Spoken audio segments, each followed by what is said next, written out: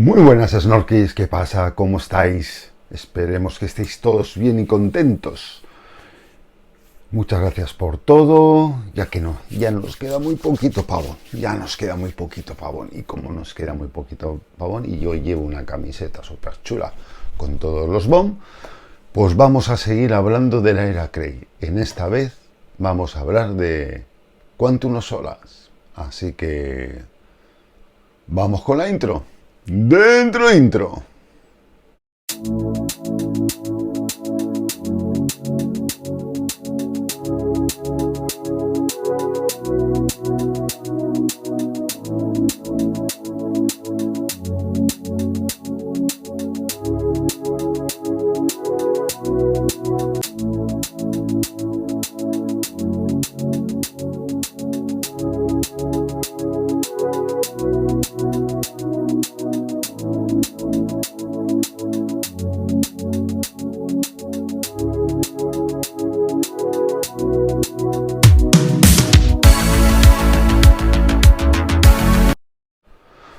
Pues bueno, Quantum of Solace.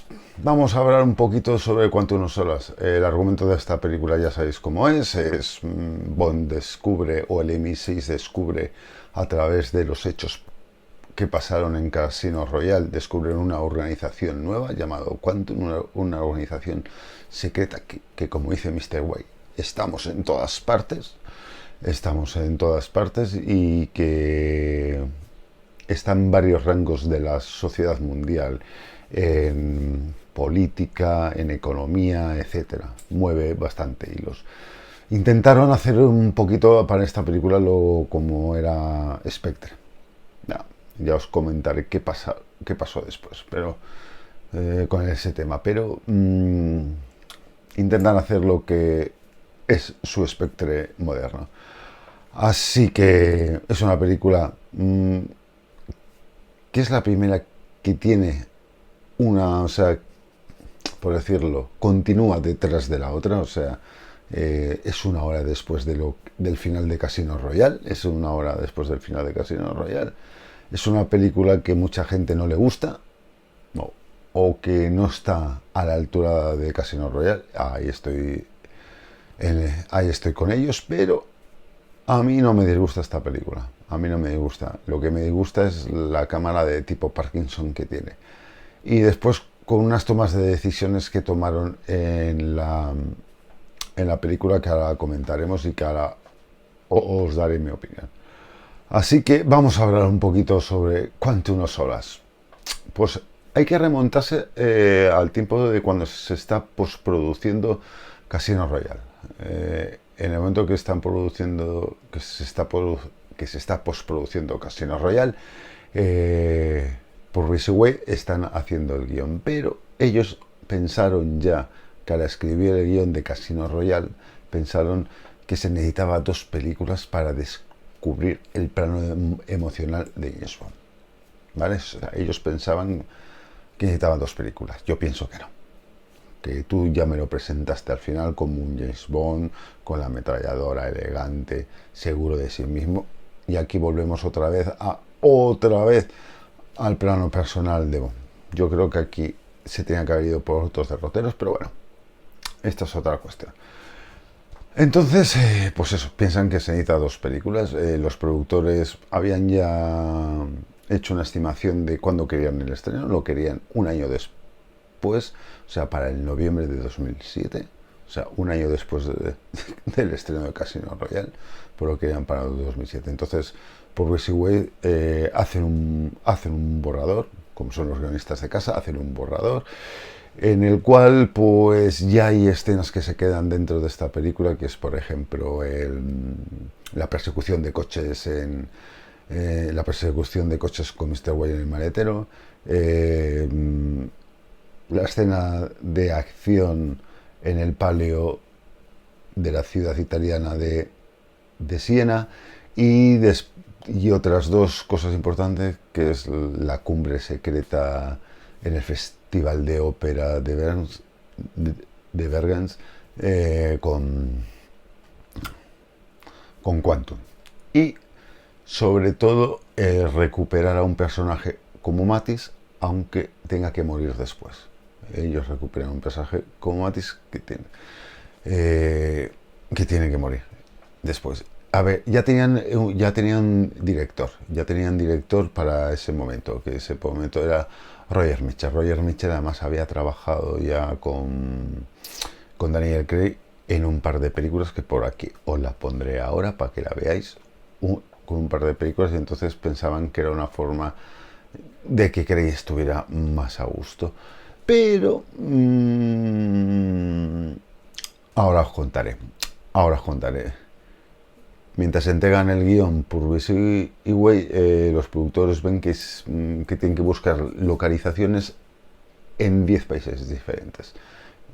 Empiezan a buscar localizaciones en España, en Italia, en Francia, en Austria, Suiza, Nueva Guinea, Libia y Argelia. Casi nada. Vamos a dar la vuelta al mundo con Willy Fogg, ¿vale?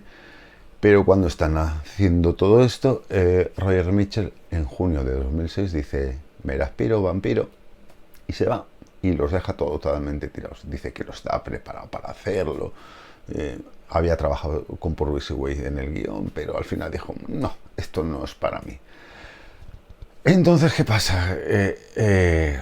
Pues que Bárbara y Michael dicen: pues bueno, vamos a aplazar el estreno para 2017, buscaremos otra fecha y vamos a proponer una fecha de inicio de rodaje que sea en enero del 2007. Mientras tanto, si no me equivoco, en mayo de 2007 vuelve otra vez Paul Haggis, que ya lo habíamos tenido en Casino Royale, para ayudar a pulir el guión. En junio de ese mismo año, en junio de 2007, Mark Foster va a ser el que dirige, va a ser el que va a dirigir la nueva película, y al mismo tiempo se van a Italia a grabar la carrera de caballos, ya que nada más hacía en esa época. Además, Paul Haggis entrega un borrador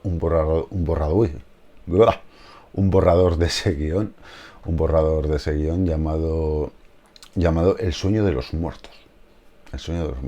Un nombre así muy interesante, en el que se incluye otros 3 países más donde tienen que buscar localizaciones, que son Perú, Chile, Bolivia y Panamá. Con todo eso se indica que va a haber una nueva fecha, porque al no tener guión definitivo dicen: pues oye, vamos a aplazar definitivamente el empiece de rodaje, y el empiece de rodaje lo empezaremos en enero. Así que a finales de octubre, Paul Haggis entrega un nuevo guión. Entrega un nuevo guión donde aparece un personaje nuevo, que es Camille Montes, que va a ser Olga Kurylenko. Entonces ese personaje ya lo introduce Paul Haggis, pero lo entrega rápido porque el 1 de noviembre se produce la famosa huelga de guionistas, que tanto ha dado de hablar esta película. Se comenta que ahí metieron manos todos, hasta Daniel Craig, como dijo en su vídeo. Yo al final me dediqué a hacer lo que yo sabía, que son escenas de acción, etcétera. Intentaron meter manos todos, y eso salió un poco también. Las prisas que son malas consejeras para mí de todo esto. Pero bueno, al final deciden que esto se arranca un 10 de enero, empiezan a rodar.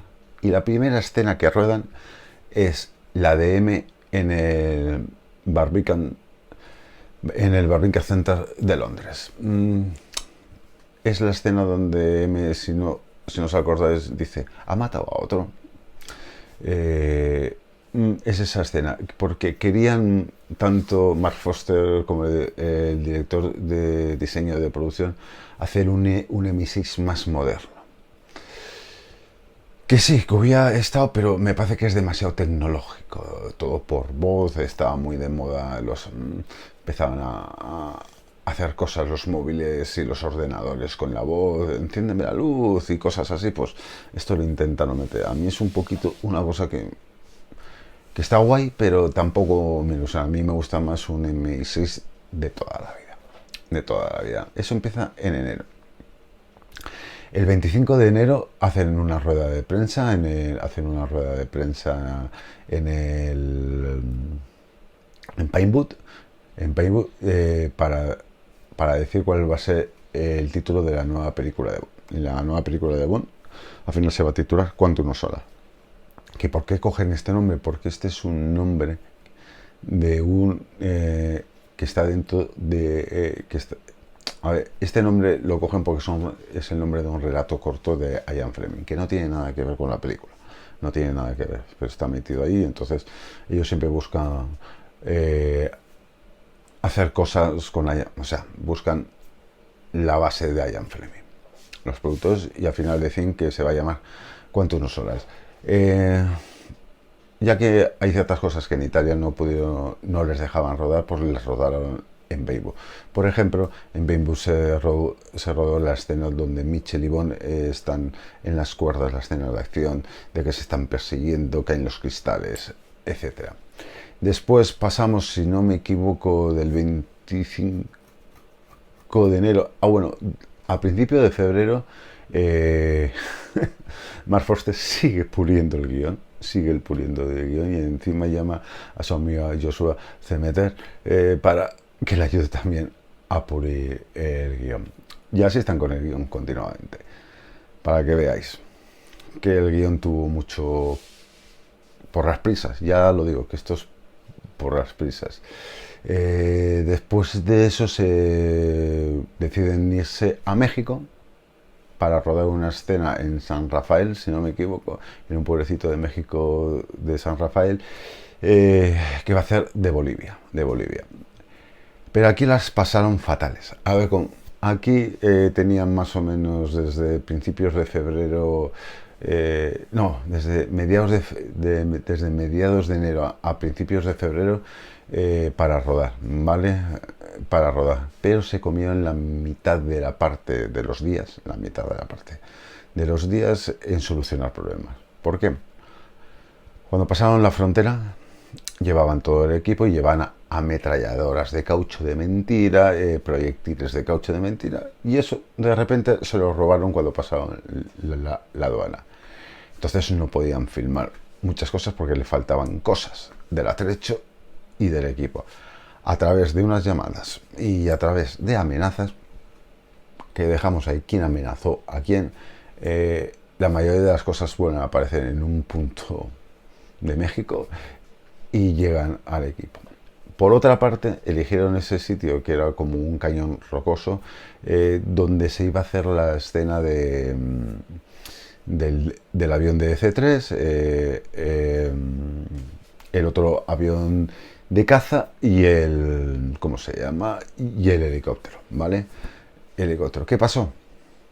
Pues pasó que habían elegido un sitio donde la temperatura era normal, no había cambios de temperatura durante el año, etcétera. Pues primero, que los aviones tuvieron turbulencias durante todo el rodaje. Era casi imposible de controlar esos aviones y volando tan ras de las rocas, etcétera. Y por segunda parte, el equipo subía a las montañas de ese cañón para filmarlo y tampoco hubo remedio. ¿Qué pasó? Que se volaban los equipos, se volaban las personas, etcétera. O sea, se comieron un tercio de los días que tenían de rodaje. Pero bueno, siguieron para adelante. Después de todo eso, se van ya a Panamá, que eso estamos hablando de febrero, sí, mediados de febrero, de febrero a marzo se quedan en Panamá. Y en Panamá van a hacer que sea una parte de Bolivia y otra parte de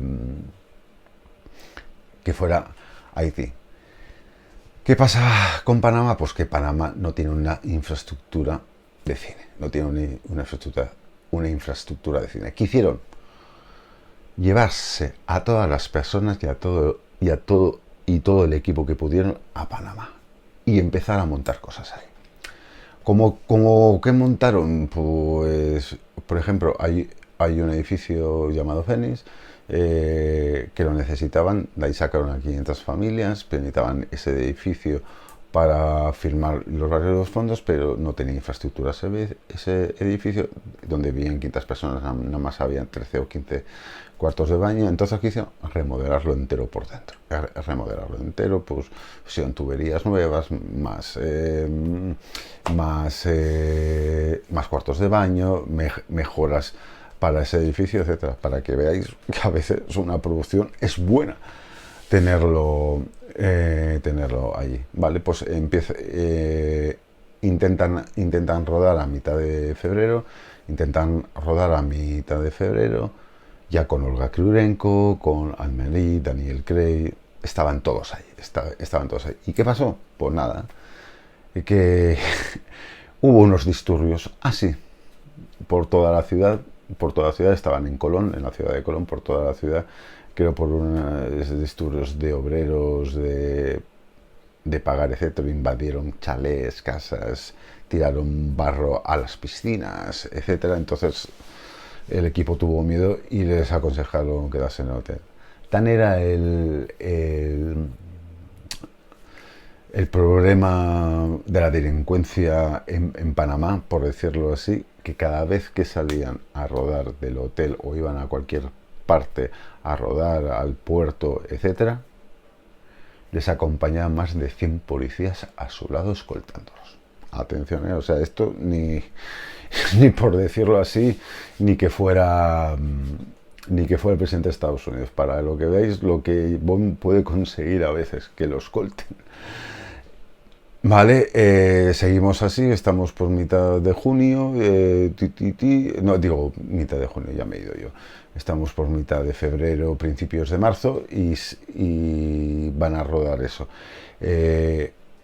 Ruedan lo del Panamá, ruedan todas las escenas de Bolivia estando ahí y van a rodar, que es la que más tardaron, en el puerto. En el puerto de Colón rodaron la escena de la persecución de las lanchas y esa lancha que sale por los aires, que si ves la película, a veces alguien me dice cómo hace ese vuelo, porque todavía nadie lo sabe, pues ahí está. Después de eso se van a Bolivia, hasta principios de marzo están ahí rodando eso y después se pasan a Bolivia. Y a Bolivia se van a rodar los exteriores del hotel de las dunas, ese hotel que está en el desierto, que al final ese hotel existe, pero no es un hotel, es una estación austral europea para medir cosas, estrellas, etcétera, y demás cosas. Lo que pasa es que está solo ahí a 120 kilómetros a la redonda, no hay nada, es puro desierto. Y el 28 de marzo se rueda la escena final de la película, que no es el fin de rodaje, sino la escena final de la película, que es en la que va Bondeja Camil en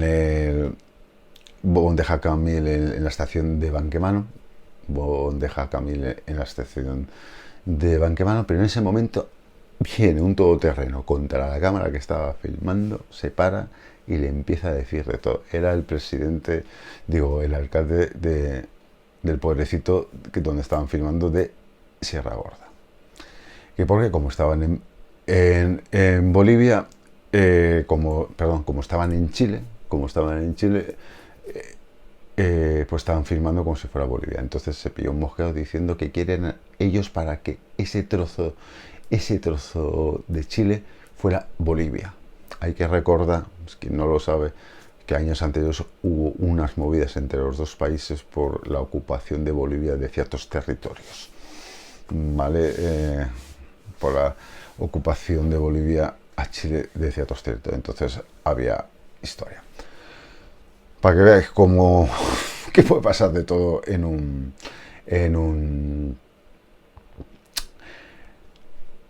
buen rodaje. Sigamos, después en abril termina todo lo que tienen que rodar en Sudamérica y se vuelven a Inglaterra. En Inglaterra se vuelven a rodar y rodan ya en Pinewood las escenas de la cabina del DC-3. También se rueda más tarde el salto del avión del DC-3, que eso lo hicieron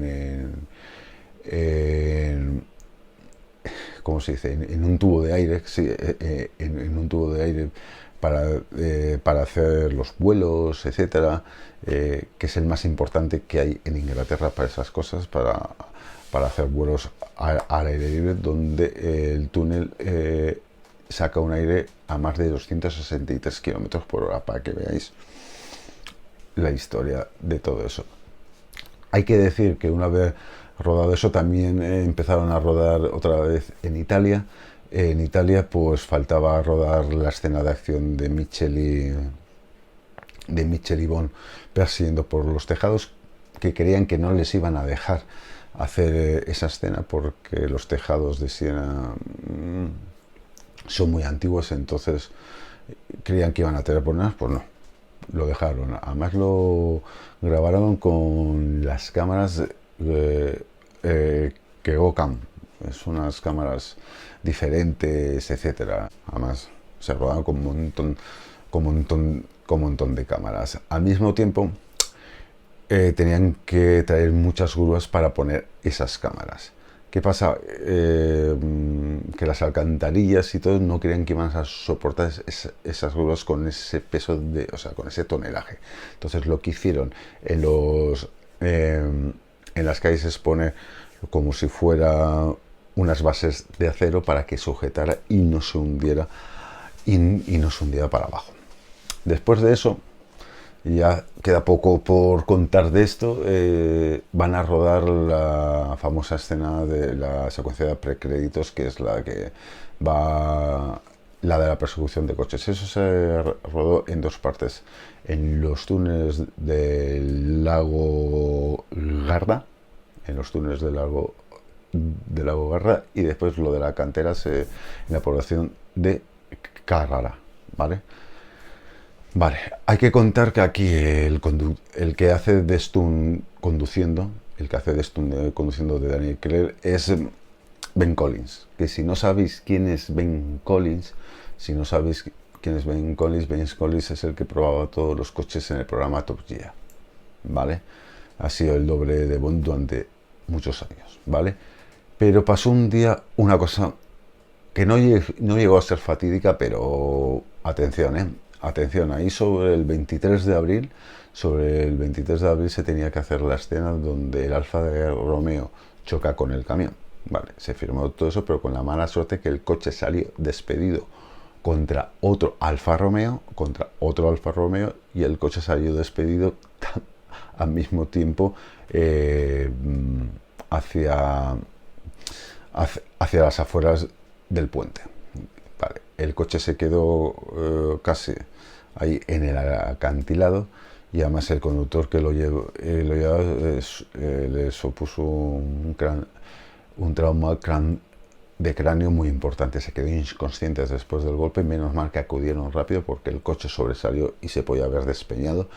Lo pudieron sacar, lo llevaron al hospital, lo operaron y todo salió bien. Pero para que veáis hasta qué punto, por mucho que esté ordenado, por mucho que esté cuadrado, un pequeño fallo, cualquier cosa, puede salir volando. Y hay que decir que aquí utilizaron 8 Aston Martins y 8 Alfa Romeo. Yo, como me han dejado uno para llegar a casa, yo encantado de la vida. Pues, y después ya, lo último que queda para rodar, que es sobre principios de mayo y mediados, es que cogieron todo el estudio de 007 Stage de Pinewood y tuvieron que crear el interior del famoso hotel que os hablaba antes, del de las dunas. Todo el interior lo crearon con 3 niveles y ocuparon todo, más de 5.500 metros cuadrados, todo hasta arriba. todo hasta arriba de 3 niveles, etcétera. Y al mismo tiempo hicieron ahí las explosiones que aparecen dentro de esa escena final, explosiones, fuego, etcétera. Que hay que decir que aquí, según he estado leyendo y según parece ser, parece que aprendieron con esta película a que se puede caminar al lado del fuego. O sea, según la dirección que lleve el fuego, tú puedes caminar al lado. Entonces aprendieron mucho de esto, haciendo muchas pruebas, etcétera. Y con todo esto, el 19 de mayo, el 19 de junio, se acaba el rodaje y empieza la postproducción. Y aquí en la postproducción hay una anécdota muy buena que muy poca gente sabe. Mark Forster llamó a 2 amigos suyos directores para poner la voz en off. Y ahora veréis quién son. Para poner la voz del conserje, llamó a Guillermo del Toro. O sea, si lo oís, es Guillermo del Toro la voz del conserje del hotel. Y después, para la voz del piloto, llamó a Alfonso Cuarón. Veis al piloto, pero oís una voz, ese es Alfonso Cuarón. Después de eso se empieza a hacer la postproducción con todo esto y aparte se empieza a producir la música. Pero la música es diferente. En vez de terminar la película y ya nos ver las imágenes, lo que le pide Mark Forster es que le vaya haciendo música sobre el momento, que le vaya mandando música sobre lo que piensa, etcétera, a principio, no como en las películas de Bond, que siempre se rueda primero, se tiene una mayor parte ya grabado y sobre las imágenes los compositores se empiezan a componer. Pues aquí no, aquí fue antes. Hay que decir que la canción al final la hizo a prisa y corriendo Jack White y que participó Alicia Keys, porque si no lo sabéis, esta canción la iba a hacer Amy Winehouse, pero ya sabéis cómo estaba Amy Winehouse. O sea, contactan con ella en el 2006 para hacer la canción y dicen, sí, yo te haré una canción.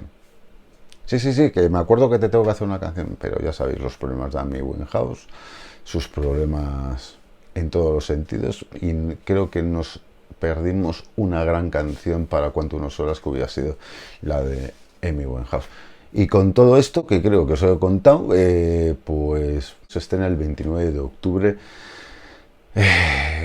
Quantum of Solace. Es verdad que recaudó un pelín menos, o sea, si Casino Royale recauda 615 millones, esta recauda 585, está un pelín menos, pero esto tiene el problema que es la película más corta de la franquicia, dura una hora y media, se notarán las prisas del éxito de Casino Royale, de esto aprendieron, y tanto que aprendieron después de todos estos años, y siguieron para la siguiente película, que fue Skyfall, de la que os hablaré la próxima semana. Así que, chicos, espero que os haya gustado.